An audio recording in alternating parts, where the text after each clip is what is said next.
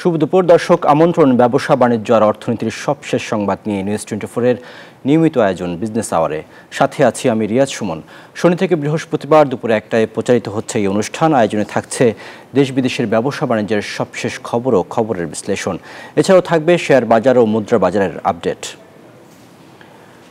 বেসরকারি খাতে ঋণের প্রবৃদ্ধি গত 22 বছরের মধ্যে সবচেয়ে কম।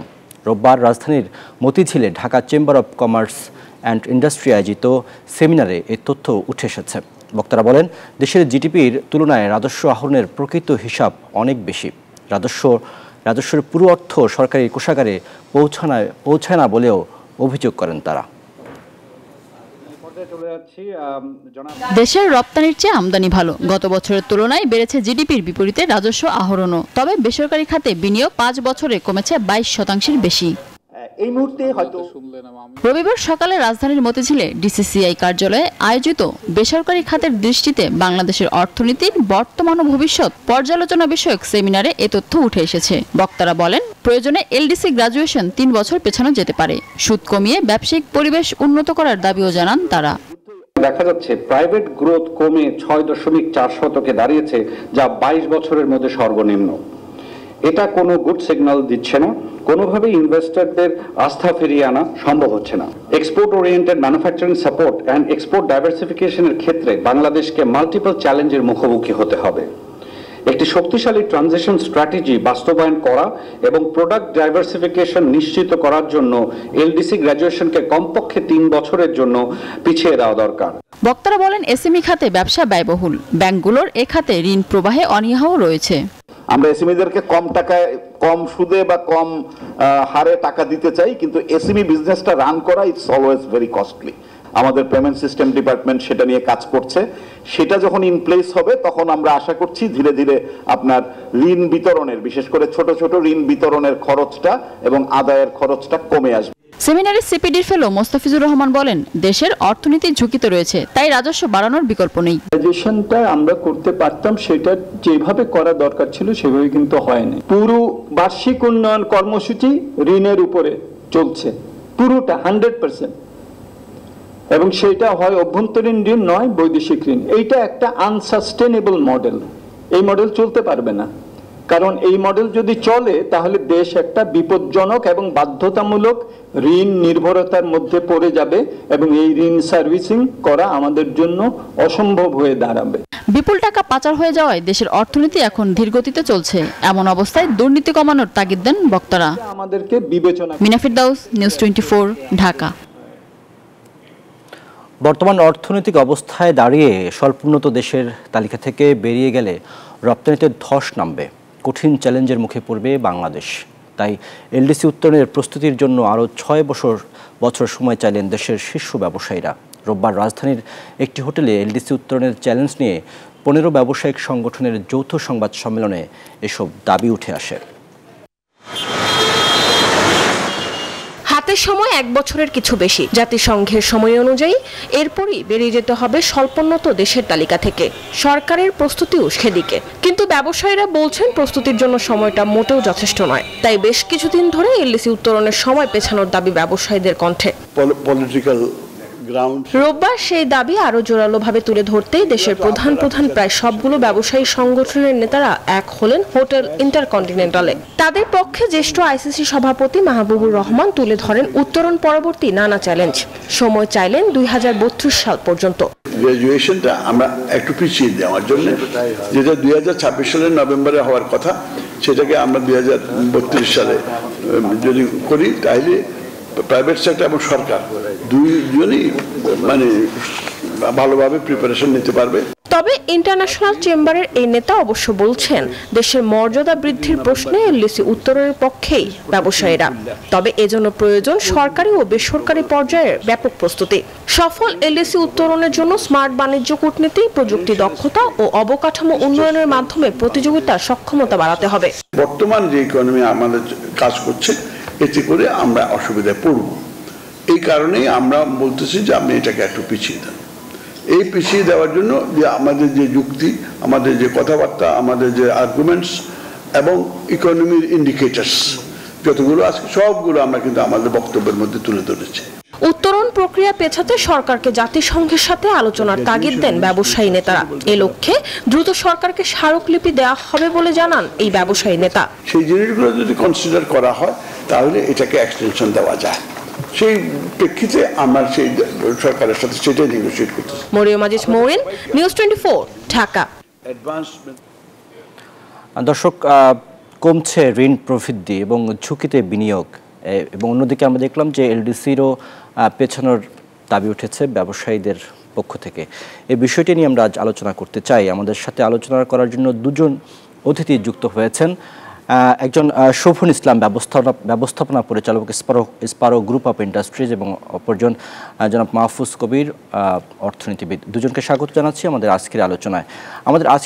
আপনাদের সাথে আমরা আসলে এই এলডিসি গ্র্যাজুয়েশন এবং ঋণ প্রবৃদ্ধি, এই দুটি বিষয় নিয়ে আলোচনা করতে চাই, এবং দুটি আলাদা করে আমরা আলোচনা করতে চাই। প্রথমে আমরা আলোচনা করতে চাই ঋণ প্রবৃদ্ধি নিয়ে। আসলে যে ঋণ প্রবৃদ্ধিটা কমে গেল, সেই বিষয়টি নিয়ে আমরা প্রথম প্রশ্নটি রাখতে চাই জনাব শোভন ইসলাম আপনার কাছে। দেশের সামগ্রিক ঋণ প্রবৃদ্ধির হার রেকর্ড পরিমাণে কমেছে, এবং যেটি আমরা প্রতিবেদনেও দেখেছিলাম যে গত বিদায়ী অর্থ বছরে 7.97% ছিল, যা স্মরণকালের সবচেয়ে কম, এবং বেসরকারি খাতে ছিল 6.49, সেটিও রেকর্ড করেছে। এই যে প্রবৃদ্ধি কমে যাওয়ার বিষয়টি, এটিকে আপনারা কিভাবে দেখেছেন, এবং এটি আসলে কতটা প্রভাব ফেলেছে ব্যবসা বাণিজ্যে? দেখুন, ধন্যবাদ আপনাকে এবং আপনার দর্শকদেরকে আমি শুভেচ্ছা জানাচ্ছি, ধন্যবাদ জানাচ্ছি। প্রথমত, যে ঋণ যখন মানুষ নেয় সেটা ডিপেন্ড করবে হলো কতখানি আমরা ইনভেস্টমেন্ট করছি। যদি ইনভেস্টমেন্টের গতি কমে যায় তাহলে অটোমেটিক ঋণ প্রবাহ কমে যাবে। আমরা এই মুহূর্তে দেশের যে অবস্থা এবং রাজনৈতিক সংকট একদিকে, এবং গ্লোবাল ইকোনমিতেও একটা সংকট বিরাজ করছে। জানেন, আমরা রিসেন্টলি একটা ট্যারিফ নেগোসিয়েশনের মধ্যে দিয়ে গেলাম, কমপ্লিটলি আনসার্টেন সিচুয়েশন আমরা ফেস করেছি। এছাড়া দ্য সোশিও গ্লোবাল ইকোনমিক যে সিচুয়েশনটা, the market condition, global market condition, এটি বেশ পুয়ার এবং আনসার্টেন। এই আনসার্টেনটির মধ্যে এবং দেশের রাজনৈতিক আনসার্টেনটির মধ্যে, দেশের ল অ্যান্ড অর্ডার সিচুয়েশন আনসার্টের মধ্যে, দেশের পলিসিগত ফিসকাল পলিসি, ইকোনমিক পলিসির যে একটা আনসার্টেনটি রয়েছে, এনার্জি নিয়ে যে একটা আনসার্টেনটি রয়েছে, এনার্জি পলিসি নিয়ে যে আনসার্টেনটি রয়েছে, নাথিং ইজ ক্লিয়ার। এই অবস্থার মধ্যে কোনো ব্যবসায়ী একটি বড় ধরনের ঋণ কিংবা বড় ধরনের বিনিয়োগের মধ্যে কিন্তু যাবে না, এবং that's why we are seeing that, যে আমরা কেউই আমাদের ক্যাপাসিটি বৃদ্ধি করছি না, নতুন কোনো প্রজেক্টে আমরা হাত দিচ্ছি না। কোনো ব্যবসায়ী, ইভেন যেই সব ব্যবসায়ীতে আমরা প্রবৃদ্ধি লক্ষ্য করছি, যেমন আমাদের এক্সপোর্ট ওরিয়েন্টেড পোশাক শিল্প, গার্মেন্ট শিল্প, কিন্তু we are seeing A continuous growth over the last 1 year, কিন্তু সেটিও কিন্তু দ্য নাম্বারস আর কোশ্চেনেবল, কিন্তু সেটি এটিও একটি এই ট্যারিফের ধাক্কার জন্য একটি ধাক্কা খেয়েছে। এবং তাছাড়া এই যে পলিসিগত যে সমস্যা এবং ইন্টারেস্ট রেট, যে ট্রিমেন্ডাসলি হাই ইন্টারেস্ট রেট, এবং the very tight monetary policy and fiscal পলিসির কোনো পার্টিকুলার ডিরেকশন নাই, এই অবস্থায় কোনো ব্যবসায়ীর পক্ষে বড় ধরনের ইনভেস্টমেন্ট করা সম্ভব না। এখন এই ঝুঁকিটা কেন নিবে? প্লাস বাইরে থেকে যে আমাদের continuous we get foreign investment, foreign direct investment, কিংবা ফরেন জয়েন্ট পার্টনারশিপ, জয়েন্ট ভেঞ্চারের যে ইনভেস্টমেন্টগুলো আসে, সেগুলোও কিন্তু মারাত্মকভাবে কমে গিয়েছে। So all uncertainty, law and order uncertainty, fiscal policy, monetary পলিসিতে আনসার্টেনটি অ্যাক্রস করাপশন কিন্তু কমেনি, আরো বেড়েছে। এবং এই সব কারণে আমাদের ওভারঅল ঋণ প্রবৃদ্ধি প্রচণ্ডভাবে মার খাচ্ছে, এবং আমাদের কোনো কনফিডেন্স নাই ব্যবসায়ীদের মধ্যে যে নতুন করে আমরা কোনো ধরনের ইনভেস্টমেন্ট করব। আমরা যে ব্যবসাটি চালাচ্ছি সেটি চালিয়ে রাখতে চাই, আমরা এটির পারফরমেন্স বৃদ্ধি করতে চাই। That means we are gaining capacity by increasing the efficiency, এবং এসব করেই আমরা কিন্তু রপ্তানি প্রবৃদ্ধি কিংবা অন্যান্য যেসব খাতে প্রবৃদ্ধি সামান্য লক্ষ্য করা যাচ্ছে সেটিকে আমরা বাড়ানোর চেষ্টা করছি। কিন্তু আমরা নতুন কোনো প্রজেক্ট কিন্তু কেউই হাতে নিচ্ছেন না, আমি নিচ্ছি না, এবং আমার জানা মতে আমার কোনো বন্ধু বান্ধব কিংবা ব্যবসায়ী কলিগসরাও কিন্তু হাতে নিচ্ছেন বলে আমার জানা নেই। কাজেই overall there is a deficiency in investment, and এই জন্যই আপনার ঋণ প্রবাহ কম দেখতে পাচ্ছেন। জনাব মাহফুজ কবির, আপনার কাছে আসতে চাই। জনাব শোভন ইসলাম আসলে নানান সংকটের কথা বললেন এবং যে কারণে হচ্ছে যে তারা বিনিয়োগে আস্থা রাখতে পারছেন না বলছেন। আপনি যদি প্রকৃত চিত্রটি যদি আপনার মুখ থেকেও বলতেন যে আসলে ঋণ প্রবৃদ্ধি কমে যাওয়ার কি কারণ আছে, এবং একই দিকে আমরা দেখেছি যে গত অর্থ বছরে জিডিপির অনুপাতে বেসরকারি বিনিয়োগে গত 5 বছরের মধ্যে সেটি সর্বনিম্ন ছিল, সব মিলে যদি একটু বলতেন। ধন্যবাদ। আসলে একজন অর্থনীতিবিদ বিষয়টাকে কিভাবে দেখেন, মানে বিষয়টা হচ্ছে যে ঋণের যে খরচ সেটা যদি বেড়ে যায় এবং তার তুলনায় যদি রিটার্নটা কম হয় এবং অনিশ্চয়তা থাকে, তাহলে সেক্ষেত্রে কিন্তু আসলে ঋণ যে প্রবাহ, বিশেষ করে প্রাইভেট সেক্টরের যে ক্রেডিটের গ্রোথ, সেটা কিন্তু ওইভাবে হবে না। সুতরাং এটাই হচ্ছে পরিষ্কার কথা যে আমাদের এখন এখানে আমাদের ক্লিয়ার করতে হবে যে আমাদের যে প্রাইভেট সেক্টরের ক্রেডিট গ্রোথ সেটা আমরা বাড়াতে চাই কি চাই না। তো এটা একটা বিষয়, এবং আমি মনে করি যে এক্ষেত্রে বাংলাদেশ ব্যাংকের একটা ভালো রোল প্লে করার কথা ছিল, এবং সেটা কিন্তু যে বারবার বলছে ব্যবসায়ী সম্প্রদায়ের মধ্যে থেকে যে ইনভেস্টমেন্ট হচ্ছে না, কিন্তু তারপরেও যদি কেন্দ্রীয় ব্যাংক গো ধরে বসে থাকে যে না, এখানে আমরা আসলে ইন্টারেস্ট রেট কমাবো না, তাহলে আসলে কেন্দ্রীয় ব্যাংক কার স্বার্থে কাজ করছে সেটা কিন্তু পরিষ্কার, যে অর্থনীতির স্বার্থে কাজ করছে নাকি এই প্রতিষ্ঠানের যে একেবারে নিজস্ব যে স্টাবন পলিসি, তো সেটা করবে। এটা করে কি লাভ হবে? ব্যাংকিং খাতগুলো তো আসলে তারাও তো প্রফিট করবে, তাই না? এইভাবে হাই ইন্টারেস্ট রেট যদি থাকে তাহলে সেক্ষেত্রে কিন্তু ব্যবসা বাণিজ্য হবে না। আবার অন্যদিকে কিন্তু সেখানে আমাদের এই যে ব্যাংকগুলো, সেগুলো কিন্তু যে আমরা চেষ্টা করছি, বারবার বলছে কেন্দ্রীয় ব্যাংক যে ব্যাংকগুলোকে ঘুরে দাঁড়াতে হবে, সেখানে তারল্য পরিস্থিতি খারাপ, তো সেই বিষয়গুলো কিন্তু এটা হচ্ছে না। তো এখন অর্থনৈতিক চাকা যদি না ঘোরে, বিনিয়োগ যদি না হয়, তাহলে সেই ধরনের মনিটারি পলিসি আমরা কেন রাখবো? এবং এই এত হাই ইন্টারেস্ট রেট রেখে দিচ্ছি, তা কোন লাভ হচ্ছে না, তো মানুষের বেকারত্ব বাড়ছে। তো সব মিলিয়ে আমার কাছে মনে হচ্ছে যে আসলে যে এখন এই প্রাইভেট ক্রেডিটের যে গ্রোথ এত লো হয়ে গেছে, এই যে এত বছর পরে এত লো, তো এখন সেটার কারণে মানে যে অর্থনীতিতে বিভিন্ন রকমের সমস্যা তৈরি হচ্ছে, তার মূল কারণ হচ্ছে যে ঋণের বেশি খরচ, এবং একই সঙ্গে যে আসলে ব্যবসায় যে বা ব্যবসায়ীদের মধ্যে যে অনিশ্চয়তা, রাজনৈতিক অনিশ্চয়তা রয়েছে, তো সেই বিষয়গুলো আমার মনে হয় যে আসলে প্রাইভেট ক্রেডিট গ্রোথে এত লো হওয়ার একটা বড় কারণ। জনাব মাহফুজ কবির, এই ক্ষেত্রে আপনি যেমনটা বলছিলেন যে ব্যাংকের এখানে আমি কি একটা পয়েন্ট অ্যাড করতে পারি মাহফুজ ভাইয়ের সাথে? যে অবশ্যই অবশ্যই শোভন ইসলাম, অবশ্যই। সরি, একটু সময় নিয়ে নিচ্ছি। যে দেখুন, আমাদের যে interest rate it's very high, এবং এবং এবং যেই অনিশ্চয়তাটা আছে সেইটাকে ব্যবসায়ীদের জন্য একটু কনফিডেন্স দিতে হলে কেন্দ্রীয় ব্যাংক কিন্তু তার মনিটারি পলিসি, ফিসকাল পলিসিতে অনেক কিছু করতে পারে। একটুখানি ইন্টারেস্ট রেট নিউ ইনভেস্টমেন্টের ক্ষেত্রে কমিয়ে দিতে পারে, কিংবা কোনো সেগমেন্টের ইন্টারেস্টের ক্ষেত্রে আমি যদি প্রোডাক্ট ডাইভার্সিফিকেশন করে কোনো পণ্য তৈরি করি, নতুন কোনো ইন্ডাস্ট্রি তৈরি করি, গ্রিন ফ্যাক্টরি তৈরি করি, সেই ক্ষেত্রে আমাদের ইন্টারেস্ট রেট কম করে দিতে পারে, কারেক্ট, ফর নিউ ইনভেস্টমেন্ট। সে ধরনের কোনো পলিসি আমরা দেখছি না। Plus tremendous tightening of credit, এই ক্রেডিটটাকে আরও টাইটেনিং করা হচ্ছে এবং মানুষকে শ্রেণীকরণ করা হচ্ছে, এবং এক্ষেত্রে যে একটুখানি লেভারেজ দেওয়া, সেটি কিন্তু কেন্দ্রীয় ব্যাংক দিচ্ছে না। কাজেই কেন্দ্রীয় ব্যাংকের ওভারঅল পলিসি যে গো ধরে বসে থাকার কথা বললেন আমার বিজ্ঞ ভাই, তো এটি কিন্তু একটি বিরাট কারণ। মাহফুজ ভাইয়ের সাথে আমি কমপ্লিটলি একমত এই ব্যাপারে। মাহফুজ কবির, আপনি যদি এই বিষয়ে একটু বলতেন যে এই যে আপনি বলছিলেন যে গো ধরে বসে থাকা, তারপরে অন্যদিকে আমরা দেখতে পাচ্ছি যে রাজনৈতিক অনিশ্চয়তা, সেখানেও কিন্তু ব্যবসায়ীরা আসলে আস্থা রাখতে পারছেন না। যদিও একটি নির্বাচনের রোডম্যাপ প্রাথমিকভাবে আমরা জানতে পেরেছি ফেব্রুয়ারির প্রথমার্ধে নির্বাচন হতে পারে, তারপরেও আসলে সংখ্যা কিন্তু কাটছে না। এই সংখ্যা কাটানোর ক্ষেত্রে সরকার বা রাষ্ট্র কি ভূমিকা রাখতে পারে, যে যার মাধ্যমে ব্যবসায়ীদের মধ্যে ঝুঁকি বা শঙ্কা বা আতঙ্ক কেটে যাবে?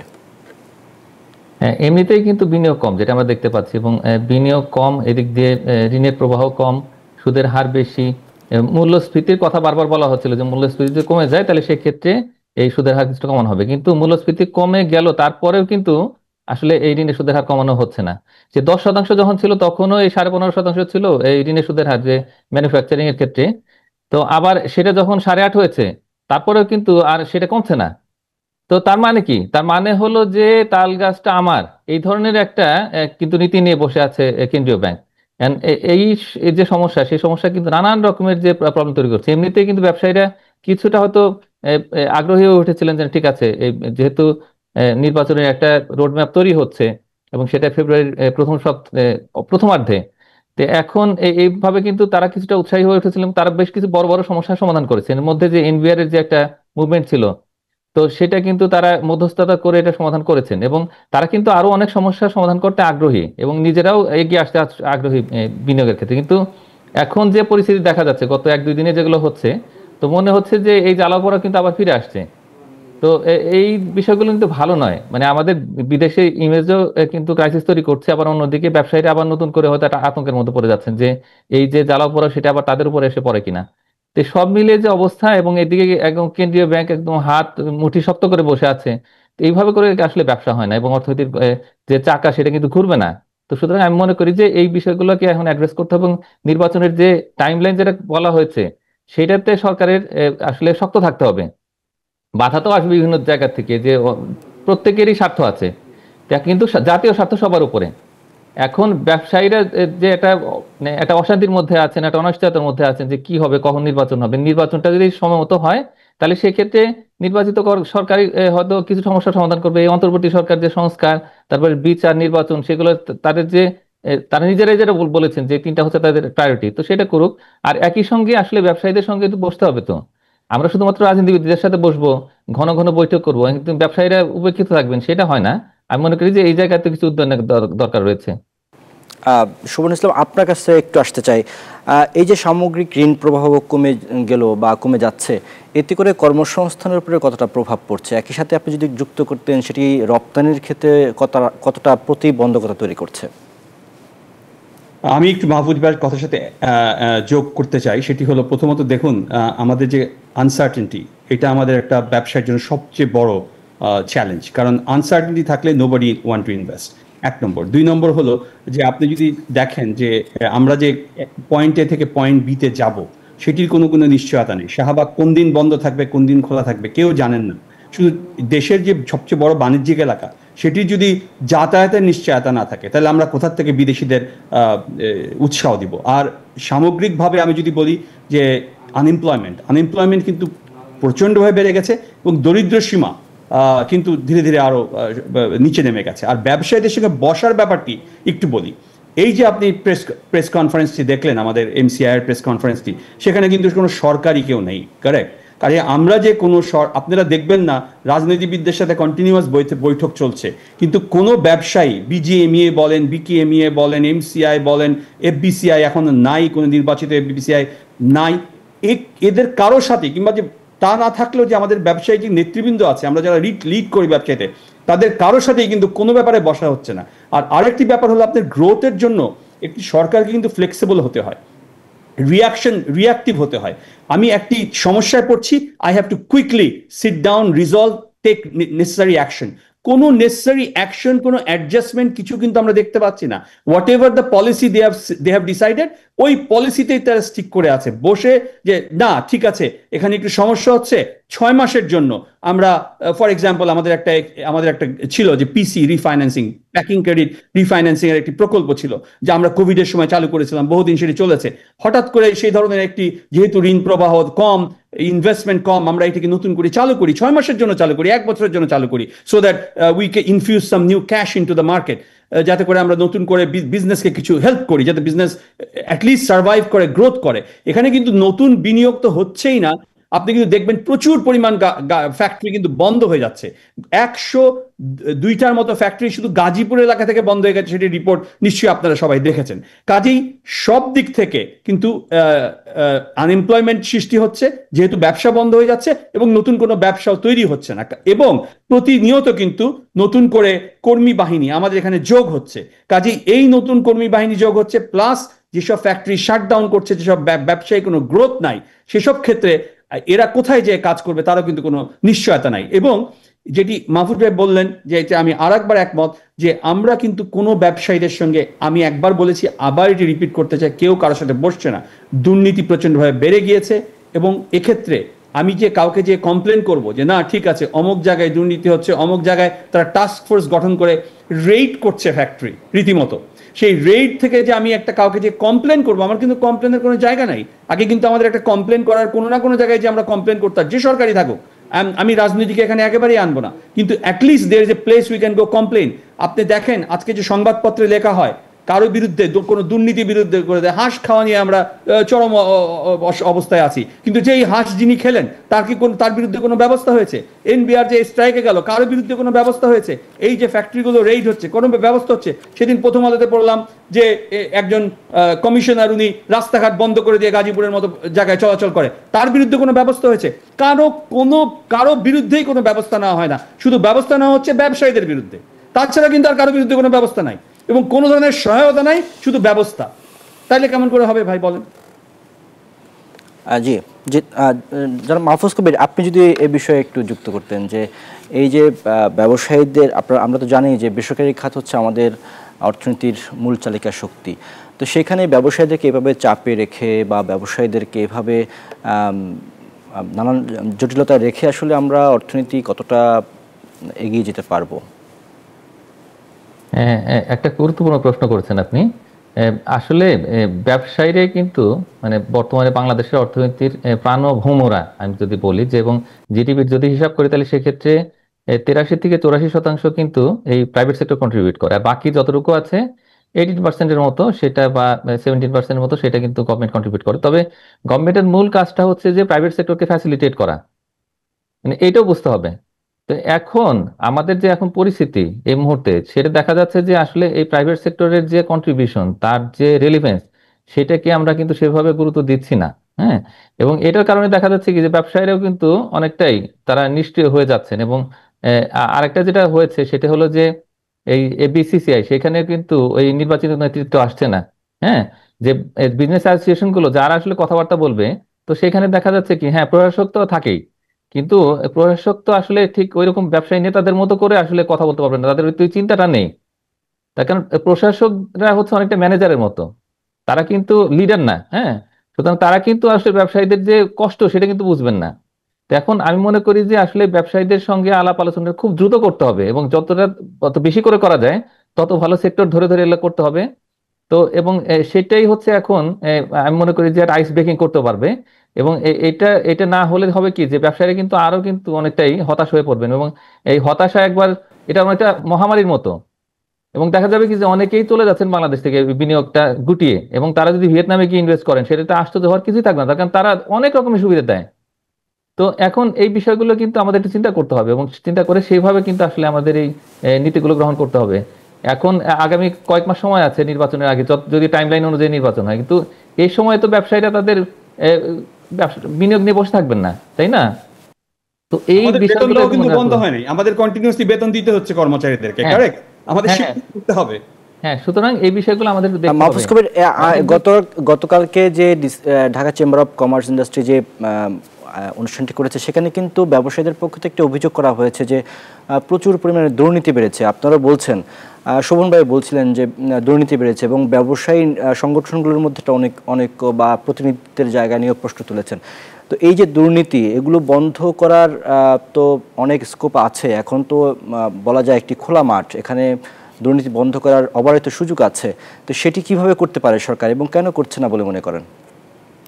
না, এখন দুর্নীতির যে অবস্থা, মানে বাংলাদেশের যে একটা সংস্কৃতি তৈরি হয়ে গেছে বহু বছর ধরে, এখন ওইখান থেকে তো হুট করে আমরা আসলে বের হয়ে যে যখন আসবো, তার জন্য তো আসলে নীতি কাঠামো তৈরি করতে হবে এবং শক্ত উদ্যোগ গ্রহণ করতে হবে। আসলে এই মুহূর্তে অন্তর্বর্তী সরকারের 3টি আসলে প্রায়োরিটি, এবং 3টের মধ্যে আসলে প্রথম হচ্ছে সংস্কার, বিচার এবং নির্বাচন।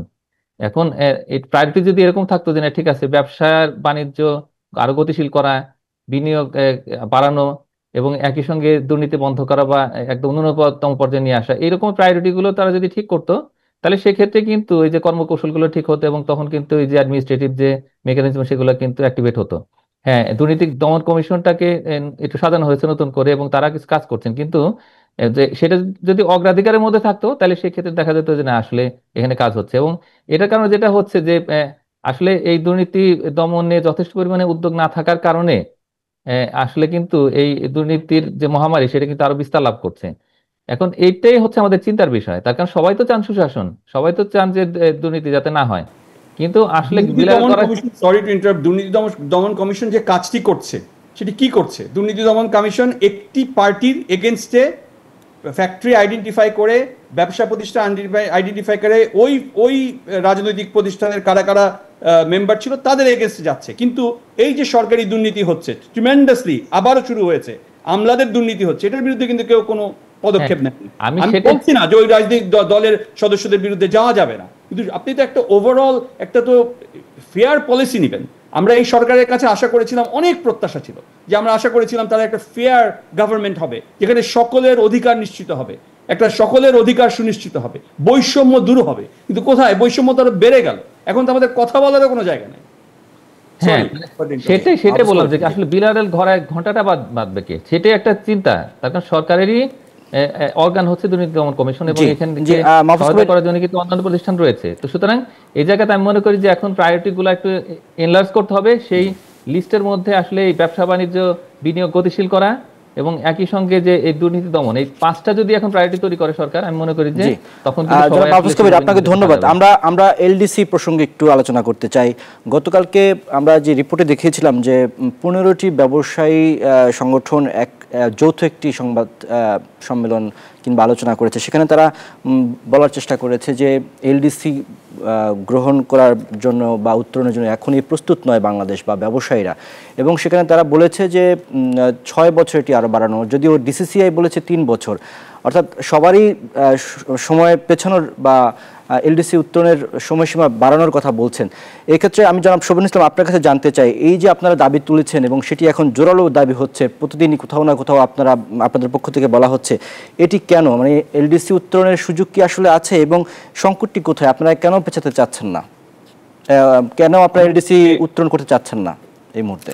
আচ্ছা দেখুন, এলডিসি গ্র্যাজুয়েশন আমাদের জন্য একটি বড় অর্জন, কিন্তু আমি বলি যে আমরা যেই পরিসংখ্যানের উপর দাঁড়িয়ে আমরা এলডিসি গ্র্যাজুয়েশন করতে যাচ্ছিলাম, সেই পরিসংখ্যানটি সম্পূর্ণ সৃষ্টি করা পরিসংখ্যান। এই পরিসংখ্যানের কোনো সত্যতা নাই। আমরা কিন্তু গত 3 বছর যাবৎ এটি বলে আসছি, বিজিএমই থেকে এটি গত 3 বছর যাবৎ বলে আসা হচ্ছে যে এই পরিসংখ্যানগুলো ফার্স্ট অফ অল কারেক্ট করতে হবে। এই পরিসংখ্যান কিছু কারেক্ট করা হলো, কিন্তু তারপরে কিন্তু এলডিসি গ্র্যাজুয়েশন যে রোড ম্যাপ, সেটি থেকে কিন্তু পিছিয়ে আসা হলো না। আমরা যারা পোশাক শিল্পের রপ্তানিকারক, তারা কিন্তু এলডিসি গ্র্যাজুয়েশনের সবচেয়ে বেশি বড় ধাক্কা খেতে যাচ্ছে, কারণ আমাদের এক্সপোর্ট স্পেশালি ইউরোপিয়ান ইউনিয়নে সবচেয়ে বেশি বাধাগ্রস্ত হবে। কারণ ইউরোপিয়ান ইউনিয়ন কিন্তু একটা স্পেসিফিক ম্যান্ডেট দিয়ে দিয়েছে, ইউরোপিয়ান ডিউ ডিলিজেন্স ডিরেক্টিভ এবং সাস্টেনেবল ম্যানুফ্যাকচারিং এবং ইএসজি গোল তারা দিয়ে দিয়েছে। আমরা কিন্তু বিজিএমই গত 4 বছর ধরে এই ইএসজি গোল, সাস্টেনেবল ম্যানুফ্যাকচারিং এবং ইউরোপিয়ান ডিউ ডিলিজেন্স ডিরেক্টিভ নিয়ে কাজ করছি, এবং আমাদের এখানে একটা রেসপন্সিবল বিজনেস হাব করা হয়েছে, এটিতে আমরা প্রিপারেশন নিচ্ছি। বাট প্রিপারেশন আমাদের জন্য অপ্রতুল, কিন্তু এভরিথিং একটা বিজনেস অর্গানাইজেশনের পক্ষে করা সম্ভব না, বিকজ দ্য ওভারঅল ইনফ্রাস্ট্রাকচার, গভর্নমেন্টের যে ইনফ্রাস্ট্রাকচার আছে, ইটস নট রেডি। এটা একেবারেই রেডি না, এবং এটি নিয়ে কোনো কাজও করা হয় না। এবং যেটুকু কাজ হয়েছিল গত 1 বছর যাবৎ অন্তর্বর্তীকালীন সরকারের আমাদের, সেটি কি আমাদের ভিজিবল নলেজে সেটি কমপ্লিটলি ক্লোজ ডাউন, এটি কোনো প্রোগ্রেসই এটাতে হয় নাই। তাইলে আমাদের এলডিসি গ্র্যাজুয়েশন নেক্সট ইয়ার, আমরা কিভাবে এলডিসি গ্র্যাজুয়েশন করব? আমরা এই সরকার আসার পরেও, অন্তর্বর্তীকালীন সরকার আসার পরেও বারবার ধর্ণা দিয়েছি। দেখুন, আমাদের কারেন্ট বোর্ড যেটি অ্যাক্টিভ ছিল বিফোর আমাদের, যেখানে প্রশাসক বসায় দেওয়া হলো এবং একটি বিতর্কিত নির্বাচন হলো, যাই হোক, এই প্রশাসক আসার আগেও আমরা কিন্তু কন্টিনিউয়াসলি বলে এসেছি, we are not ready for LDC graduation, আমাদের এলডিসি গ্র্যাজুয়েশনের জন্য আমরা রেডি না। কিন্তু সেই কথাও কিন্তু কোনো ধরনের কর্ণপাত করা হয়নি। বলা হয়েছে না, LDC graduation is set in motion, এটাকে আমরা কোনোভাবে ব্যাকট্র্যাক করতে চাই না, because of again political reason. LDC graduation is not a political issue, it's based on our economic data, আমাদের ইকোনমিক স্টেবিলিটি, আমাদের ইকোনমিক প্রগ্রেস, এইগুলোর উপর ডিপেন্ড করে, এবং economic and socio economic progress, not only economy, এখানে কিন্তু আরও অনেক সোশ্যাল ফ্যাক্টরও আছে এলডিসি গ্র্যাজুয়েশনে, এনভায়রনমেন্টাল ফ্যাক্টর আছে, এইগুলো নিয়ে আমরা আছি। আমাদের হর্ন বন্ধ করা, প্লাস্টিক, এগুলো নিয়ে আমরা পড়ে আছি, কিন্তু আমাদের আসল যে কাজ, যে সাস্টেনেবল ম্যানুফ্যাকচারিং, সাস্টেনেবল এনভায়রনমেন্টাল গোল, সেগুলো কিন্তু আমরা কোনো নিয়ে কাজ করছি না। এবং human factor is very important. Human factor, আমরা এডুকেশন, কিভাবে আমরা এডুকেশন দিয়ে আমরা নতুন এডুকেটেড ওয়ার্কফোর্স বাজারে আনছি, এবং তাদেরকে কিভাবে আমরা সাস্টেনেবল করছি, এবং তাদের স্যালারি কিভাবে আমরা বাড়াচ্ছি with their sustainable performance and skill, কোথায় এগুলো? None of these ESG goals is being monitored. None of these ESG goal আমরা কেউ দেখছি না। তাহলে আমরা এলডিসি গ্র্যাজুয়েশন জন্য কিভাবে আমরা এখন এটি নিয়ে লাফাচ্ছি? কিন্তু এলডিসি গ্র্যাজুয়েশন যদি আমরা হয়ে যায়, if it's declared is done, তাহলে আমরা কিন্তু মহা বিপদে পড়ে যাব। অল অন এ সাডেন আমরা জিএসপি প্লাস নিয়েও কোনো ধরনের নেগোসিয়েশন, কোনো ধরনের কাজ হয়নি। আপনি জানেন European market is our biggest export market, এবং এই হোল ইউরোপিয়ান মার্কেটে আমাদের প্রচন্ড ধরনের ধাক্কা আমরা খাবো। এবং এই জন্য আমরা মনে করি যে মিনিমাম 3 ইয়ার্স আমাদের এলডিসি গ্রাজুয়েশন পিছানো উচিত, কিন্তু রিয়ালিস্টিক টার্মসে এটি আমাদের মিনিমাম 6 ইয়ার্স, বিকজ যে পরিমাণ পিছনে আমরা চলে এসেছি সেটিকে ক্যাচ আপ করে আবার এগিয়ে যেতে 3 থেকে 5-6 বছর যদি গ্রেস পিরিয়ড নেই, 3 থেকে 5 মিনিমাম আমাদের দরকার for the LDC graduation. Mahfuz Kabir, আপনি কি বলবেন এই বিষয়ে যে এলডিসি ব্যবসায়ীদের এই দাবির সাথে আপনি কতটা একমত হবেন, যেখানে আমাদের বলা হচ্ছে যে 3টি সূচক, অর্থাৎ জাতিসংঘ যে 3টি সূচকের উপরে আসলে স্বল্পোন্নত দেশ থেকে আমাদের উত্তরণের যে ক্রাইটেরিয়া, সেখানে কিন্তু আমরা বলা হচ্ছে যে সেগুলো আমরা অনেকটা যদি অতিরঞ্জিত হয় সেগুলো আমরা ওভারকাম করতে পারবো যদি সঠিক হয়। আসলে এটার যৌক্তিকতা কতটুকু আপনি যদি একটু বলতেন। বিবিএস এর তথ্য কি পরিবর্তন হয়েছে? না, এখানে যে 3টি সূচক আছে এর মধ্যে একটা হচ্ছে যে মানব সম্পদের ক্ষেত্রে সূচক, তারপরে হচ্ছে যে আপনার ইকোনমিক ফ্র্যাজিলিটি, তো সেটা, আর পার ক্যাপিটা ইনকাম। তো এখন আমাদের এই যে পার ক্যাপিটা ইনকাম এবং ইকোনমিক ফ্র্যাজিলিটি, তো এখানে দেখা যাচ্ছে কি যে মানে বিবিএস এর যে তথ্য সেগুলো নিয়ে অনেকে প্রশ্ন তুলছে, এবং ইতিমধ্যে যে টাস্ক ফোর্স তৈরি হয়েছে তারাও কিন্তু গাইডলাইন দিয়েছে। আমি নিজেও আসলে জিডিপি ক্যালকুলেশন ওইটার যে কনসালটেশন সেটার মধ্যে ছিলাম, এবং আমরা গাইডলাইন দিয়েছি আসলে যে নতুন করে যে কিভাবে ক্যালকুলেট করা যায়। কিন্তু যে সমস্যাটা হয়েছে সেটি হলো যে পুরনো যে তথ্য উপাত্ত সেগুলো কিন্তু আর সংশোধন করার সুযোগ নেই। এখন নতুন করে যেগুলো করব সেগুলোতে আমরা হয়তো এই পরিবর্তিত যে সমস্ত গবেষণা পদ্ধতি সেগুলোকে ব্যবহার করব। তো এখন এই যে পরিস্থিতি, সেখানে আমরা দেখতে পেলাম 2018 সালে কিন্তু আমাদের মানে ফার্স্ট অ্যাপ্রুভালটা আসলো, এবং 2024-এর মধ্যে আমাদের গ্র্যাজুয়েট করার কথা ছিল। কিন্তু পুরা এই 2018-র যে ফার্স্ট অ্যাপ্রুভাল তার পিছনে যে কাজগুলো হয়েছে সেটা কিন্তু মূলত গভর্নমেন্ট লেড। এখানে কিন্তু প্রাইভেট সেক্টরের ওপিনিয়নগুলো কিন্তু নেওয়াই হয়নি, এটা অনেকটাই টপ ডাউন অ্যাপ্রোচ ছিল। এবং এখানে কারা কাজ করেছেন জানি না, কিন্তু তখন আসলে প্রাইভেট সেক্টরের সাথে যদি কথা বলা হতো আমি শিওর যে তারা কিন্তু এটার দিকে যেতে চাইতেন না, বা গভর্নমেন্টকে হয়তো তারা বলতেন যে না ঠিক আছে এখন যাওয়াটা ঠিক হবে না। তো এই কারণে যেটা হয়েছে যে পরে আমাদের 2020-এর শুরু থেকে যে কোভিড মহামারী, তারপরে যে রাশিয়া ইউক্রেন যুদ্ধ, এখনো কিন্তু নানা রকমের ক্রাইসিস চলছে, তো সেখানে মধ্যপ্রাচ্য যুদ্ধ, তো এই সব মিলিয়ে যে পরিস্থিতি তৈরি হয়েছে তাতে কিন্তু দেশের ইকোনমি কিন্তু অনেকটাই ভালনারেবল হয়ে গেছে এখন। তো আর ব্যবসায়ীদের মধ্যে যে আতঙ্ক কাজ করছে, তারাই যদি আপনার কাছে প্রশ্ন হচ্ছে স্পেসিফিক জানতে চাচ্ছি যে ব্যবসায়ীরা যে দাবিটা করছে 3 বা 6 বছরের দাবিটা, এটার সাথে আপনারা একমত কিনা? হ্যাঁ, এখানে অবশ্যই আমি একমত। তার কারণ এখন একেবারে প্রস্তুতি নেই, সরকারের প্রস্তুতি দিয়ে তো আমাদের কোনো লাভ নেই। কারণ সরকার তো আর এক্সপোর্ট করবে না, তাই না? এক্সপোর্ট তো করুন ব্যবসায়ীরা। সুতরাং তারা যেটা বলেন সেটাই আসলে আমাদের শুনতে হবে, এবং সেই অনুযায়ী হচ্ছে আমাদের টাইমলাইনটা তৈরি করতে হবে। তো এখন একদিকে হচ্ছে ফ্যাব্রিকেটেড ডেটা দিয়ে আমরা বললাম যে না দেশের অর্থনীতির অবস্থা ভালো, কিন্তু এখন তো দেখতে পাচ্ছি যে কি করুন পরিস্থিতি, সেখানে কোথাও তো কোনো শান্তি নেই, বিনিয়োগ নেই, সেখানে শেয়ার বাজারের অবস্থা ভালো নয়, ফাইন্যান্সিয়াল সেক্টর, ব্যাংকিং, তাদের অবস্থা খারাপ। তো সব মিলিয়ে এখন যেটা দেখা যাচ্ছে আমার মনে হয় কি যে ব্যবসায়ীরা যে দাবিটা উত্থাপন করেছেন 3 থেকে 6 বছর, আমি মনে করি যে প্রথমে 6 বছরের কথা মাথায় রাখা উচিত, এবং সেভাবে নেগোশিয়েট করা উচিত। যদি কিছুটা কম হয়, জাতিসংঘ যদি বলে যে না ঠিক আছে আর কিছুটা কম সময় দিতে হবে, তাহলে সেক্ষেত্রে সেভাবে আসলে নেগোশিয়েটটা করতে হবে। ব্যবসায়ীদের কথাটাকে আপনার কাছে আরেকটা 2টি বিষয় একটু জানার আছে, সেটা হচ্ছে যে আপনি একটু সংক্ষেপে বলবেন যে এলডিসি 2026 সালে তো লাওস, তারপরে নেপাল এবং বাংলাদেশ উত্তরণ করতে যাচ্ছে। তো সেক্ষেত্রে নেপাল তো করবে, তারা মোটামুটি সম্মত আছে। তো সেক্ষেত্রে যদি আমরা বাংলাদেশ না করি তাহলে দক্ষিণ এশিয়া শুধুমাত্র আফগানিস্তান থেকে যাবে। তাহলে আফগানিস্তান আর বাংলাদেশের অর্থনৈতিক বাস্তবতা সব মিলিয়ে কি আসলে এই জায়গাটা আমরা পড়ে থাকার মতো আছি, নাকি আসলে মানে আমাদের পর্যায়টা একই রকম? এই একটা বিষয় বলবেন। আরেকটা বিষয় হচ্ছে যে এটি যদি হয়, মানে যদি উত্তরণ হয় করতেই হয়, সেক্ষেত্রে আসলে আমাদের পরবর্তী কি করতে হবে, বা আমাদের প্রস্তুতিটা তখন কি হবে? হ্যাঁ, এখন আমরা কাদের কাতারে থাকলাম, এটা আফগানিস্তানের কাতারে থাকলাম নাকি আমরা সেটা কোনো আফ্রিকার যে এলডিসি তার কাতারে থাকলাম, সেটা কিন্তু বড় বিষয় নয়। বড় বিষয়টা হচ্ছে কি যে এলডিসি গুলো সবাই মিলে যে যতটুকু বিশ্ববাজারে রপ্তানি করে তার 70% বেশি বাংলাদেশ একাই করে রপ্তানি। সুতরাং এই যে একটা বিশাল রপ্তানি খাত, এবং তার যে ফ্র্যাজিলিটি, তার যে মানে এই যে প্রস্তুতিহীনতা, বা তারা তো খুবই কম্পিটিশনের মধ্যে কাজ করে, তাই না? এবং তারা নানা রকমের সমস্যার মধ্যে দিয়ে আসলে দিনপাত করে। এখানে উচ্চ সুদের হার থেকে শুরু করে ব্যবসায়িক পরিবেশ নিয়ে অনেক ধরনের প্রশ্ন রয়েছে। তো তা আমি মনে করি যে আমরা কার কাতারে থাকলাম না সেটা বড় বিষয় নয়। বড় বিষয়টা হচ্ছে যে রপ্তানির বাজারে যে বড় একটা ধাক্কা আসবে এবং তাতে করে যে লক্ষ লক্ষ মানুষ বেকার হয়ে যাবে, ওলটপালট হয়ে যাবে দেশের অর্থনীতি, তো সেই ভয়টা আমাদের মধ্যে আছে কিনা সেটা একটা বড় চিন্তার বিষয়। হ্যাঁ, এবং সেখানে আমি নিজে আমাদের গবেষণা থেকে দেখিয়েছি যে 14% উপরে কিন্তু রপ্তানি কমে যাবে এই যদি এলডিসি গ্রাজুয়েশন এখনই হয়, মানে 2026 হয়। তো সুতরাং আমাদের আসলে ভালো প্রস্তুতি গ্রহণ করতে হবে। একটা শক্ত রপ্তানি ভিত্তির উপরে যদি আমরা দাঁড়াই, তাহলে সেক্ষেত্রে আমি মনে করি তার জন্য আসলে 5 থেকে 6 বছর আমাদের আসলে আরো দরকার। এই যে 6 বছর করতে গিয়ে কি আমাদের প্রস্তুতিতে শৈথল্য আসবে কিনা, আপনার কি মনে হয়? না, আমি মনে করি যে ব্যবসায়ীরা যদি কোনো একটা কমিটমেন্টে যান এবং তারাই যদি বলেন যে ঠিক আছে আমার 6 বছর দরকার, তাহলে সেক্ষেত্রে তাদেরকে যেটা দেওয়া যায়, তখন তারা কিন্তু আর 6 বছর পরে নতুন করে কোনো কিন্তু ইস্যু উত্থাপন করতে পারবেন না, তার কারণ তখন তারা নিজেই যেহেতু কমিট করেছেন। তো সুতরাং এই জায়গাতে আমি মনে করি যে একটা তাদের যে অ্যাপ্রুভাল সেটা খুবই ইম্পর্টেন্ট, তার কারণ এর আগে সরকার করেছে, এখন তো যেহেতু ব্যবসায়ীদের সঙ্গে আলোচনা করা হয়নি, তার মনে করি যে এখন যেহেতু ব্যবসায়ীরা প্রস্তাবটা তুলছেন এবং এটাকে তাদের দিক থেকে অ্যাপ্রুভালটা নিয়ে এবং তাদের কমিটমেন্ট অনুযায়ী তাদেরকে বলতে হবে আর কি, ঠিক আছে আপনার প্রস্তুতি গ্রহণ করেন, সরকার সহযোগিতা করবে এই এক্সটেনশনের জন্য। তো এইটা কিন্তু তখন একটা টেকসই ভিত্তি পায়। সুতরাং সেইভাবে আমি মনে করি যে আমাদের আসলে অবস্থানটা পরিষ্কার করা উচিত। জি, ধন্যবাদ। শোভন ভাই, আপনার কাছে একটু সংক্ষেপে জানতে চাই, এলডিসি পেছনের দাবি যদি জাতিসংঘ গ্রহণ না করে সেক্ষেত্রে আপনাদের প্রস্তুতি কতটুকু থাকবে বা আপনারা কি করবেন তখন? দেখুন, টেকসই এবং দ্বিপাক্ষিক এবং একত্রে কাজ করা, একটা টিম ওয়ার্ক করে এটিকে গোলে নিয়ে যাওয়া।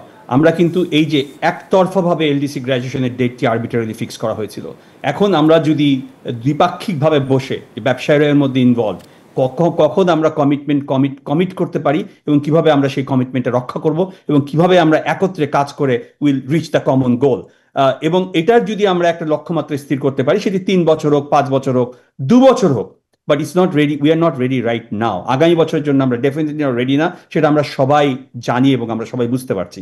কাজেই এটি মাথায় রেখে আমাদের যে সূচকগুলোতে আমরা মিস করছি, যে সূচকগুলোতে আমরা পিছিয়ে আছি, সেগুলো আমাদের আগে যেতে হবে। আর আরেকটি কথা, কোন দেশ গ্র্যাজুয়েশন করলো, কোন দেশ গ্র্যাজুয়েশন করলো না, দ্যাট ইজ নট ইম্পর্টেন্ট। আমাদের সবাইয়ের, নেপালের কথা বলছি, নেপালের ব্যবসায়িক ভিত্তি কি, Nepal is not industrial nation, but বাংলাদেশের কিন্তু রপ্তানি একটি বিশাল খাত, and it's becoming industrialised nation. আমরা 70% বেশি অন্যান্য দেশগুলোর পার্সেন্ট আমরা রপ্তানি করি। মাহফুজ ভাই যেটি বললেন, নেপাল একটা পর্যটকদের দেশ, লাও is not also a industrial nation. কাজেই তাদের সাথে আমাদের এক কাতারে ফেললে চলবে না। আমাদের একটা বিশাল ইন্ডাস্ট্রিয়াল বেস আছে, এখানে কোটি কোটি মানুষ কাজ করে, 40 লক্ষ লোক ডিরেক্টলি ইনভলভ, ইনডিরেক্টলি 5 কোটি লোক ইনভলভ। কাজেই এই সেক্টরটাকে যদি আমরা ঠিক না করে প্রপারলি আগাই, তাহলে কিন্তু আমরা একটা বড় ধাক্কার মধ্যে পড়বো, বড় অনিশ্চয়তার মধ্যে দেশের অর্থনীতি এবং দেশ পড়বে।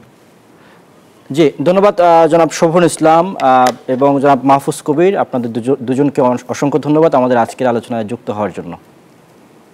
ধন্যবাদ।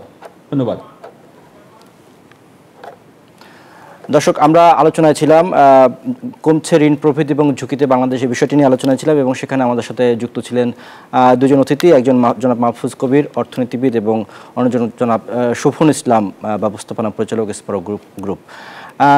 এবার যাচ্ছি পরের প্রসঙ্গে। দেশের প্রতিটি পরিবারের গড় মাসিক আয় 32,685 টাকা। এর মধ্যে নিচের 10% আয় 8,477 টাকা ও উপরের 10% 1,09,390 টাকা। এমন তথ্য প্রকাশ করেছে বেসরকারি গবেষণা সংস্থা power and participation research centre PPRC. সকালে রাজধানীতে এলজিইডি ভবনে 2025 সালের মাঝামাঝি সময়ে পারিবারিক পর্যায়ে অর্থনৈতিক গতিশীলতা ও এর প্রবণতা নিয়ে সংবাদ সম্মেলনে গবেষণা প্রতিষ্ঠানটি জানায়, মধ্য নিম্ন আয়ের মানুষের আয়ের চেয়ে ব্যয় বেশি। এ কারণে পরিবার চালাতে হিমশিম খাচ্ছে এই 2 শ্রেণীর মানুষ। জরিপে বলা হয়, সপ্তাহে 1 ঘন্টা কাজ করেন এমন মানুষের সংখ্যা 52.33% আর 40 ঘন্টা কাজ করেন সে সংখ্যা মাত্র 28.1%। অনুষ্ঠানে পিপিআরসির নির্বাহী চেয়ারম্যান ডক্টর হোসেন জিল্লুর রহমান বলেন, মানুষের চিকিৎসা ব্যয় মেটানো খুবই কঠিন হয়ে পড়েছে বর্তমানে। রিয়েল ইকোনমি বলতে আমরা বোঝাচ্ছি যে পারিবারিক পর্যায়ের ইকোনমিটা, সামষ্টিক ইকোনমির একটা বিষয় আছে। এই পারিবারিক পর্যায়ে এই স্টাডিটা অ্যাকচুয়ালি এসেনশিয়ালি রেসপন্স যে এই প্রয়োজনও আছে, তথ্যের ঘাটতি আছে এবং সেটাকে মেটাবার জন্য যাতে করে বিশ্বাসযোগ্য এবং হলিস্টিক পরিসংখ্যানগুলোর মাধ্যমে বেটার পলিসি রেসপন্স হতে পারে, সেজন্য এই স্টাডিটা আমরা নিয়েছি। দর্শক, সময় হলো একটি বিরতির, ফিরবো কিছুক্ষণের মধ্যেই, সাথেই থাকুন।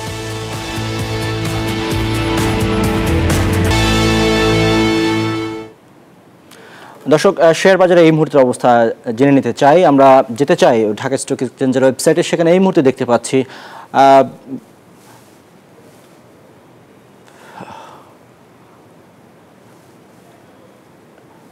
দর্শক, আমরা দেখতে পাচ্ছি এই মুহূর্তে ঢাকা স্টক এক্সচেঞ্জের যে সূচকগুলো, সেখানে আসলে এই মুহূর্তে 102টি কোম্পানির শেয়ারের দাম কমেছে এবং বেড়েছে 259টি কোম্পানির শেয়ারের দাম বেড়েছে এবং এখন পর্যন্ত অপরিবর্তিত আছে 34টি কোম্পানির শেয়ারের দাম। আর আজকের দিনে এখন পর্যন্ত শেয়ারের 8,790 কোটি টাকার লেনদেন হয়েছে। আমরা দেখতে পাচ্ছি 3টি সূচকই আজকে ঊর্ধ্বমুখী রয়েছে। ঢাকা স্টক এক্সচেঞ্জ সেটি এই মুহূর্তে 62 পয়েন্ট বেড়ে 5,451 পয়েন্ট অবস্থান করছে। ডিএস সরিয়া ভিত্তিক ইন্ডেক্স সেটি এই মুহূর্তে 11 পয়েন্ট বেড়ে 1190 পয়েন্টে অবস্থান করছে এবং ডিএস 30 23 পয়েন্ট বেড়ে 2125 পয়েন্টে অবস্থান করছে। দর্শক, এর সাথে আমরা জানাবো মুদ্রা বাজারের আপডেট। মুদ্রা বাজারের আপডেট দেখে নিতে চাই। এই মুহূর্তে মুদ্রা বাজার আমরা দেখতে পাচ্ছি মার্কিন ডলার 122 টাকা ক্রয় হয়ে বিক্রি হচ্ছে 123 টাকায়, ইউরো 135 টাকায় ক্রয় বিক্রি হচ্ছে 140 টাকায়, পাউন্ড 155 টাকায় ক্রয় হয়ে বিক্রি হচ্ছে 162 টাকায়, চীনা ইউয়ান বিক্রি হচ্ছে 17 টাকা 30 পয়সায়, সৌদি রিয়াল 30 টাকায় ক্রয় হয়ে বিক্রি হচ্ছে 32 টাকা এবং ভারতীয় রুপি 1 টাকা 38 পয়সায় ক্রয় এবং বিক্রি হচ্ছে 1 টাকা 45 পয়সায়। একই সাথে আমরা জানাবো স্বর্ণের দাম। স্বর্ণের দামে আমরা দেখতে পাচ্ছি প্রতি 22 ক্যারেটের প্রতি ভরি স্বর্ণের দাম এই মুহূর্তে রয়েছে 1,71,600 টাকা। 21 ক্যারেটের প্রতি ভরি স্বর্ণের দাম রয়েছে 1,63,797 টাকা। 18 ক্যারেটের প্রতি ভরি স্বর্ণের দাম রয়েছে 1,40,399 টাকা এবং সনাতন স্বর্ণের দাম প্রতি ভরি এই মুহূর্তে রয়েছে 1,16,126 টাকা। একসাথে আমরা জানাবো রূপার দাম। রূপার দামে আমরা দেখতে পাচ্ছি যে 22 ক্যারেটের প্রতি ভরি রূপার দাম রয়েছে 2,811 টাকা। 21 ক্যারেটের প্রতি ভরি রূপার দাম আছে 2,683 টাকা এবং 18 ক্যারেটের প্রতি ভরি রূপার দাম আছে 2,298 টাকা। সনাতন রূপার দাম রয়েছে 1,726 টাকা। দর্শক, সময় হলো আরও একটি বিরতির, ফিরবো কিছুক্ষণের মধ্যেই, সাথেই থাকুন।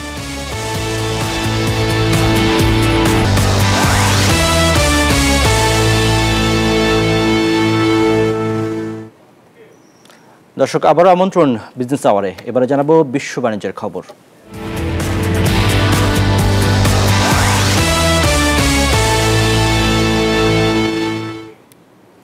নিজেদের স্টারশিপ রকেটের 10ম পরীক্ষামূলক ফ্লাইটটি স্থগিত করেছে ইলন মাস্কের স্পেসএক্স।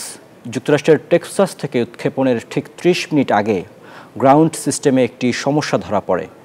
এই পরীক্ষার উদ্দেশ্য ছিল রকেটের বিভিন্ন অংশের সক্ষমতা যাচাই করা। নাসার ভবিষ্যৎ চন্দ্রাভিযান এবং মঙ্গলে মানুষ পাঠানোর জন্য এই রকেটটি খুবই গুরুত্বপূর্ণ। তবে পরবর্তী উৎক্ষেপণ কবে হবে তা এখনও জানায়নি সংস্থাটি। দর্শক, এই ছিল বিজনেস আওয়ারের আজকের আয়োজন। সাথে থাকার জন্য ধন্যবাদ সবাইকে।